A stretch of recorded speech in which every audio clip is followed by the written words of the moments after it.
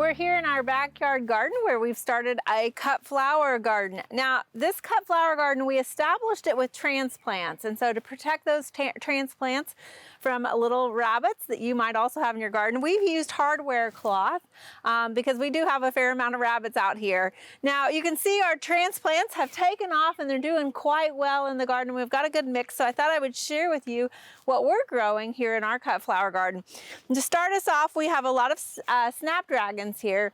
Now, snapdragons are a cool season annual, and the nice thing, while the rabbits might kind of go after them, so we've protected them, they are pretty deer tolerant. So if you have a deer problem, you might look at snapdragons.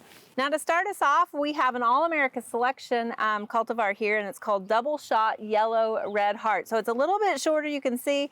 This one and another one that's All-America Selection, we grew these in our garden last year, and they actually did well. Even considering them being cool season annuals, they continued to bloom throughout the season. So this one next to us is Early Sunrise Mix. You can see it gets a little bit taller, and it kind of has different shades of those kind of sunrise colors. Now, one of the things is I'm going to go ahead and harvest some of these. So the nice thing about a lot of cut flowers is they actually do better if you continue to kind of cut some of those flowers, because that initiates more flowering. So when you're cutting a flower, what you want to do is cut it back to a branching stem so that it will continue to then branch and put off more flowers. Now you can see this particular one is kind of blooming quite a bit, but it still has a lot of flower power left in it. So that's the nice thing about this. I'm going to strip some of these lower leaves off here and then put that in my vase just like that. We've got another one I'm going to harvest here. So you can see we've got plenty that will continue to come on, which is nice.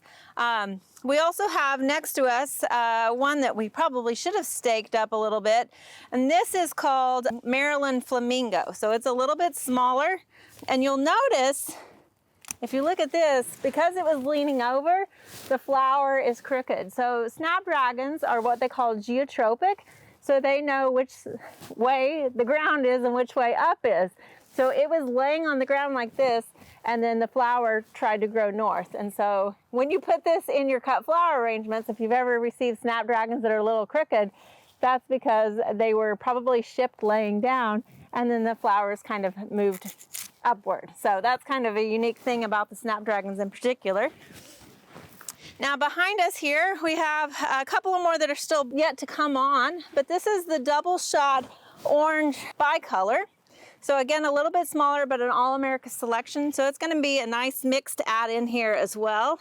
Now, if you notice, I mentioned that both of these All-America Selections are called Double Shot, and that's because the flower is actually a double flower. You can see how it's got these extra petals here in the center, as opposed to your traditional snapdragons that just have the single upper and lower lip of the flower.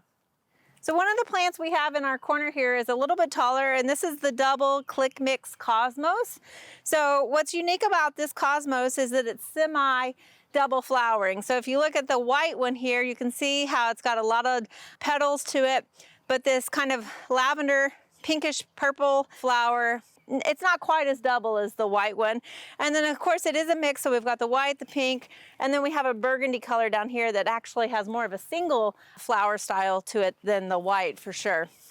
The other thing that's nice about the Cosmos is it gives you kind of this ferny texture. So when you're making a cut flower arrangement, you're always thinking about what's that filler going to be in your container. And so having this fern, when you're cutting some of these, I'm going to cut some of these, you're going to get a little of that ferny stuff to also incorporate into your flower arrangement. Now next to us here we have some different gomphrenias. So the gomphrenias are nice, and not only for cut flowers that you can use in fresh flower arrangements, but also for dried flowers, because they're almost like a straw flower.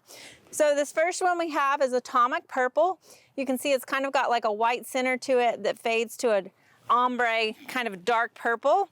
Then we have the Globosa Mix, which has this like real sharp purple and then a light pink with it also. And I think there is a white that's also in that mix as well. And then we have Strawberry Fields. It's going to give us this kind of reddish, little bit of orange at the top of that. And it's also a little bit taller in the mix as well. Now, what kind of cut flower garden would we have if we didn't include zinnias also? So we have some of these classic zinnias, but the nice thing, you know, a lot of times people were a little bit leery to put zinnias because of powdery mildew, but a lot of the cultivars are more resistant to that. And so this first one we have here is called Oklahoma Mix, which is just a little bit smaller flower, but it's going to be a nice mix of all your colors to incorporate. The nice thing about these, again, like the zinnias and some of the others, is you're going to cut these back to a branch so that then they will continue to bloom more for you. So they're just now coming on. We also have some dill. So again, adding that filler into your garden is important so that you can have that into your container. Dill is fragrant, so when you're going to bring it in, some people maybe don't like the smell of dill, so you could use something like bronze fennel also. It's going to give you a little bit of a purple color, or just regular fennel as well.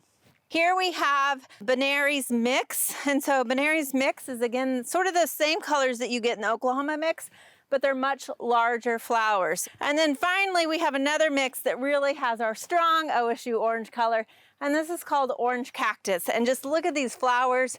They're massive, so you're gonna get maybe a fewer flowers on the plant, but again, it will continue to bloom. You can see if you cut this one, you've got several buds that are coming on behind that. So these are real showstoppers to add into the garden. So we're really excited about our cut flower garden, and if it's something that you've never tried, I would encourage you to do it. It's a lot of the same plants that we would normally use, but it's sort of concentrated so that you know where you can go harvest those.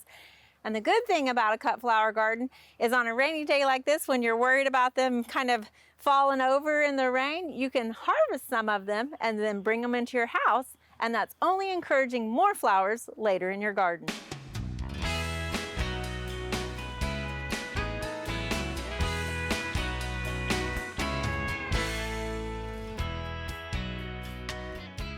We hope you enjoyed this video as part of our Oklahoma Gardening YouTube channel.